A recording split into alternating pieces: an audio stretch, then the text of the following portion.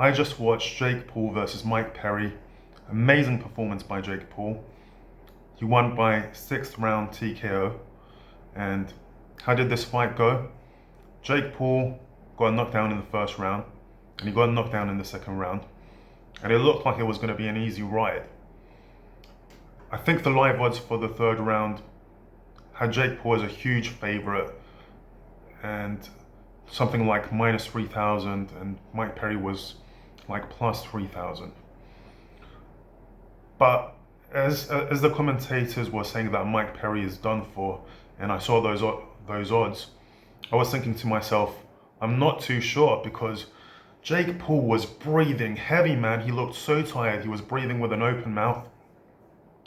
And Mike Perry seemed not tired, not one bit. He seemed completely full of stamina and endurance. And I'm like, hey, maybe Jake Paul is gonna start tiring himself out with his shots, or maybe trying to last for the rest of the fight. And maybe he'll win by decision because he's too tired or whatever. But no, because in the fourth round, for whatever reason, Jake Paul looked refreshed, and he got a second wind.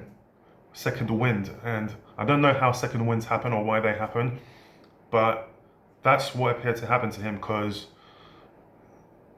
for whatever reason, even though he looked like he was about to tire himself out in the third round, in the fourth round, he was refueled, and he kept landing big shots on Perry. Mike Perry was such a zombie. Like, he would eat all Jake Paul's big shots and just survive and just come forward again and again. Again and again, until he didn't come forward again, because Jake Paul just kept punching him from different angles, because he's a much more skilled boxer, and finished him in the sixth round. And yeah, I was impressed by how much of a zombie Mike Perry was, and how he took shots that would have knocked out most of his previous opponents, except Nate Diaz. But the difference was Mike Perry carried heat and power in his own hands as well, unlike Nate Diaz.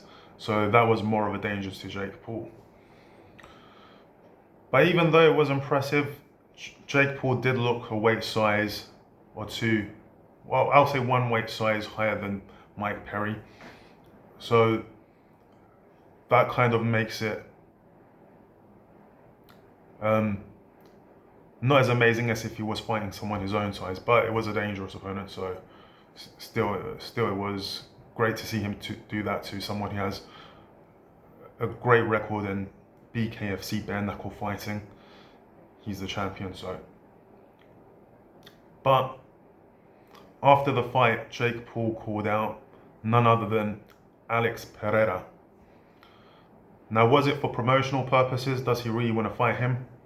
I think it's for promotional purposes, because Pereira is under contract with the UFC. Jake Paul said, I know you want to come into boxing, Alex Pereira. Since you want to come into boxing, I'll fight you. But I think it was more promotional, because why would you want to fight someone with so much punching power? And it's not just punching power, it's so skilled. And some people, like, even if it was Sergey Pavlovich, I mean, I wouldn't believe Jake Paul would want to fight him because he's a heavyweight. But let's say he was a middleweight or light heavyweight, I might find it believable that Jake Paul is calling him out, because Sergey Pavlovich is not as powerful as Pereira. Like, I think because he has a lot of knockouts, people think he punches that hard, but it's more like his precision and landing the right shots, whereas Pereira has real punching power. And any of those shots that Mike Perry landed, if Alex Pereira landed them, I think there's a great chance Jake Paul would go to sleep. So that's more of a promotional thing, not a real thing. But Jake Paul's next opponent is Mike Tyson. He said he wants, he said There's no escaping me, big boy. Let's fight. And that's the fight that's going to happen next. Like and subscribe.